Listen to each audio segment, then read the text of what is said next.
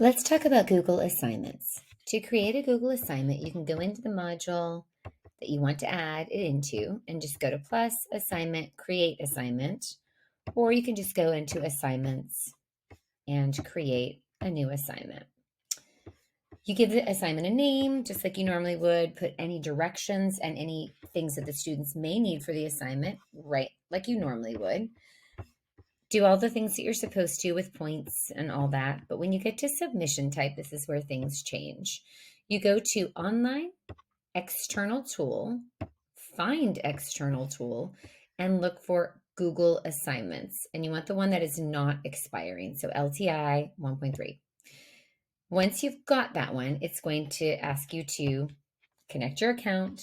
And once you've got your account connected, you can go ahead and attach something.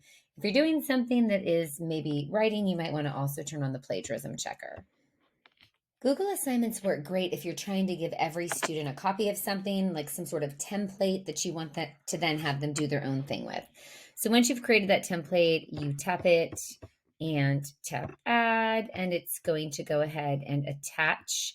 And you can see right here that it says each student will get a copy. Now at this point, you have an option. You can select to grade in Canvas Speed Grader, or you can select to grade in Google Assignments. And I'm going to show you what each one of those look like. Once you have decided which one you want, you're going to go ahead and tap Create. Then you're going to have to hit Select again, which I know is kind of weird.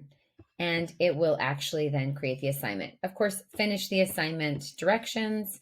Oh, one thing to note, when you're creating the assignment, you need to make sure that how many ever points the assignment is worth match how many ever points the assignment is worth in Canvas. So those two things are important to match. I think it's also one thing I will tell you, whether you choose Canvas or Google SpeedGrader, I would make sure that when you're doing the submission type, not to check this box, this load the tool in a new tab box. That just gives too many clicks for the students. Okay, like normal, you would save and publish your assignment. So here's what an assignment looks like when you select the Google option for grading. And if you happen to click into SpeedGrader, it's going to say something like no preview available. And then you're going to go, oops, that's right. This is one of those Google assignments that I need to grade differently. So in order to grade it, you simply slide down, you'll see your students' names, tap on them, and then it's going to look a little bit more like Google Classroom for those of you that are familiar with that. You can add comments just like you normally would on the document. Don't leave comments over here in the overall feedback because we don't actually know where those go. And then you, of course, can give a grade, all right, and just like a normal grade. Like any assignment, when you are creating it, you can also add a rubric to it, but I'm not going to show you that in this particular video. Like normal Google assignments, these assignments, once they are turned in through the Google option, the students no longer have access to them until you return them to them. So you flip through your students. At the end, you would return the submissions up here in this corner, and then the students would have access back to the document.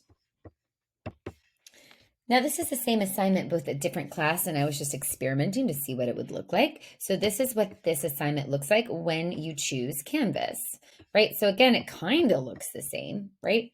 I've got my Google Assignments thing here. This time when I go to SpeedGrader, you will see that I get a preview of it. Now, I can't leave comments on this document in the traditional way that I would for Google Assignments here. I can go ahead and leave Canvas comments on it, right? I can do my grading. If I have a rubric, I can put my rubric there. Or I can click into the assignment that's been turned in. I can see the ones that haven't been turned in, and I can see the ones that have been turned in. It pops up, and then it takes me directly to that document. So I still have access to that document, but the student doesn't lose access to that document either. So I don't actually have to return it in the same way if I choose the typical traditional Google assignments. To be honest, I'm not really sure which one I like better yet. I have gotten adjusted to both, but they both have their positives and negatives. Google assignments are great as far as not having to worry about sharing, but just a couple of things to keep in mind. If you are trying to do copying, you can copy to another class, but you'll notice that the duplicate button is missing. So let's just say you want to do the exact assignment and adjust it for another student. You would have to create a new assignment.